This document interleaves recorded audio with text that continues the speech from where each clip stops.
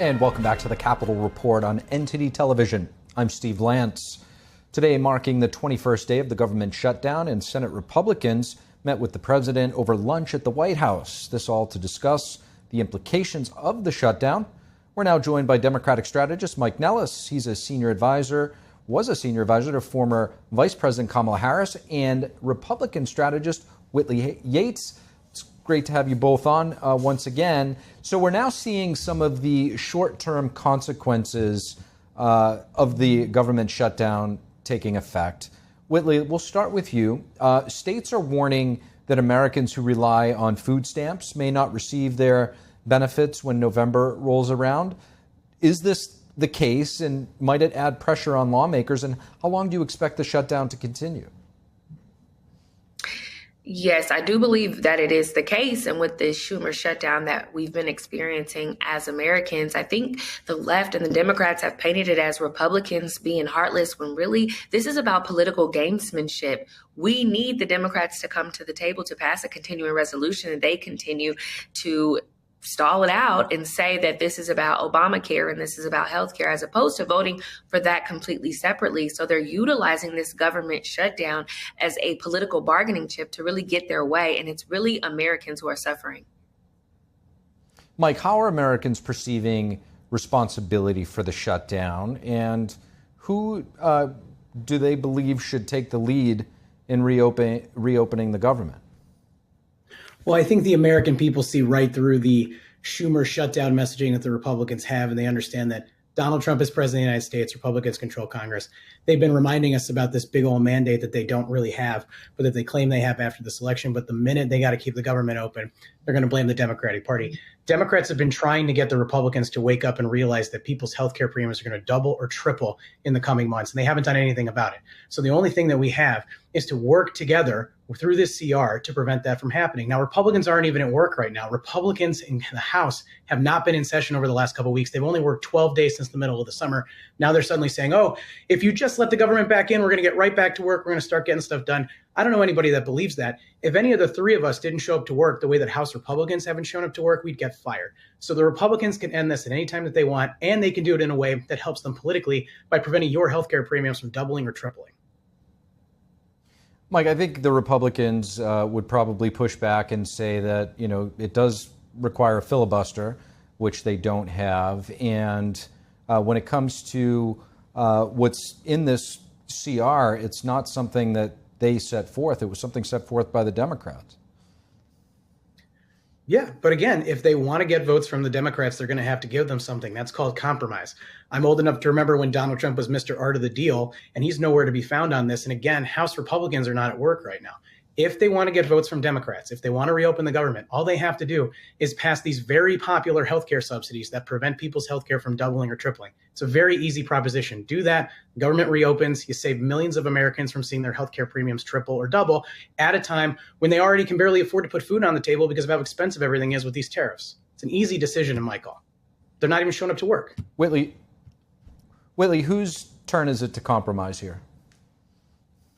It's interesting. The Democrats wrote the continuing resolution. It did pass in the House, but it's the Senate that it's held up in. And they don't want to vote on a piece of legislation that they put forth. And they want to utilize this to attempt to strong arm the Republicans to get what they want. It's not that the Republicans aren't at work. It's that the Democrats aren't showing up to build at least some sort of common ground. I think both sides must come together to get this done. But it seems like as of now, the Democrats are just playing hardball while the Republicans aren't even playing ball at all. And so I think everyone needs to understand that it is the American citizens that are suffering through this. It is those that are working for the federal government that aren't receiving checks that are suffering through this. And while I understand having strategy, it shouldn't create Americans to suffer.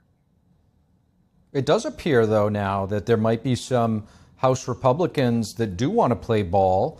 There is a group of them calling on the Speaker, Mike Johnson, to address some of those Obamacare subsidies as soon as the shutdown ends.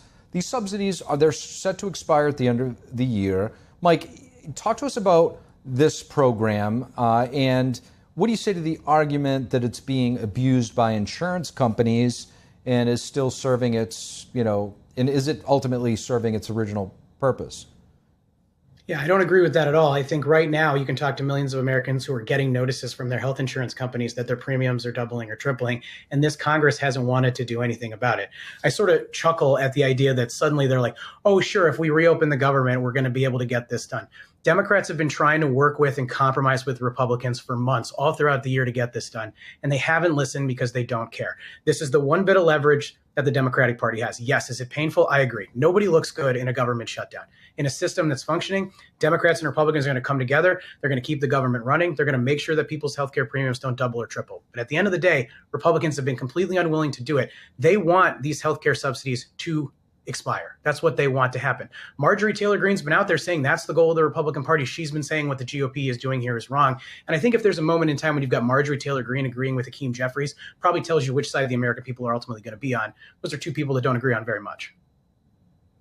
Whitley, to Mike's point, cutting government programs always sparks pushback. If Americans lose access to these benefits, do you think they're going to blame the current administration? And what should Republican messaging sound like? As my counterpart just said, Americans' loss is the Democrats' leverage.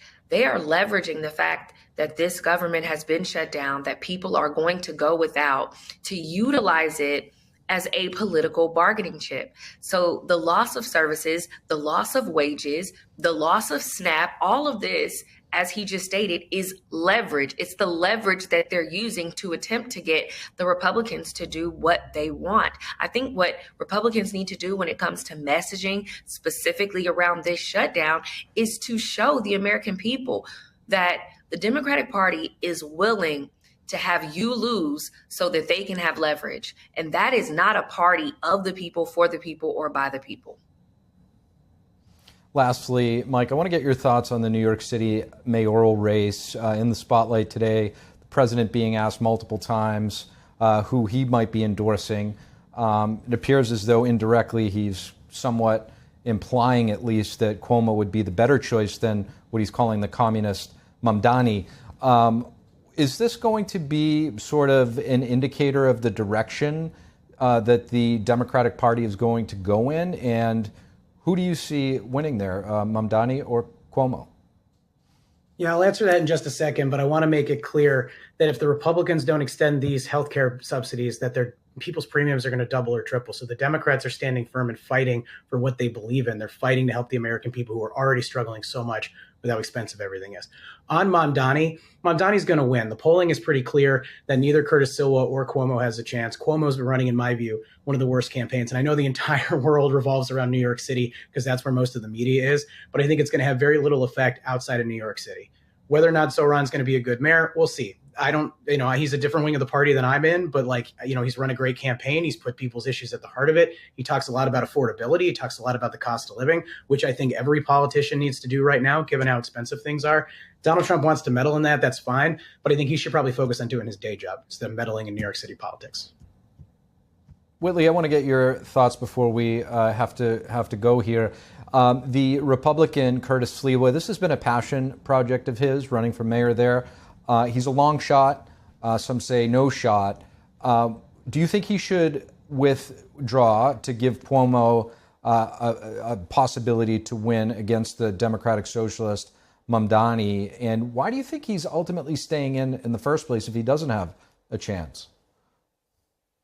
I find it interesting after watching the debate, which was highly entertaining. If anyone ever just wants to go watch something, I feel like Curtis is kind of similar to the everyday New Yorker, just someone who's experienced New York in many ways. And the way that he talks and the way that he speaks about his experience and the way that he would lead New York is very similar to people who have honestly been just disgruntled and frustrated. However, when it comes to politics, and specifically in this case, you have Mamdani, who is a Democratic Socialist representing the Democratic Party. If Curtis were to drop out, there would be no one on the ticket for the Republican side. And so I think staying in the race for those who are straight ticket voters is going to be important so that there is a level of representation. Seeing as how Cuomo lost in the primary and is now running as an independent, it doesn't necessarily give Republicans representation on that ballot. But in all honesty, it's up to Curtis in order to run a race that he thinks is viable and honorable of the people of New York. While I do think the polls and all of his donors and donations, he's tapped out. It seems that he will be the clear winner. I'm more interested to see how New Yorkers are going to respond to the type of leadership that Mamdani is pushing when it comes to his policies and how they impact them. Mike Nellis, Whitley Yates, greatly appreciate both of you coming on.